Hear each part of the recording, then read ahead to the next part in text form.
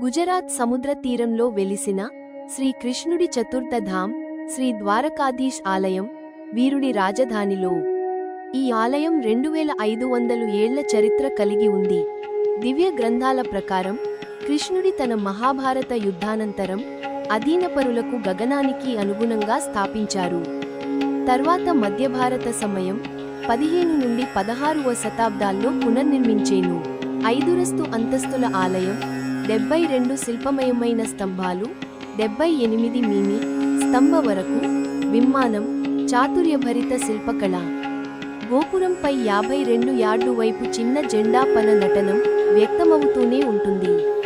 ప్రవేశ ద్వారం, మోక్ష ద్వార, బహిష్కరణ ద్వారం, స్వర్గా ద్వార, అవతలనికట్టుగా 56 మెట్లతో గోమతి గంగా ఒడ్డుకి చేరతే ఆధ్యాత్మిక యాత్రా లక్ష్యం. లగ్నోత్సవాలు, జన్మాష్టమి, బ్రహ్మోత్సవ, రథోత్సవం, ఆలయం రంగు పదరంగుల ఉత్సాహం. దీనితో పాటు సుదర్శన్ చక్ర, పవిత్ర దేవ సింహాసనాల్లో ఒకటి కూడా ఉంది.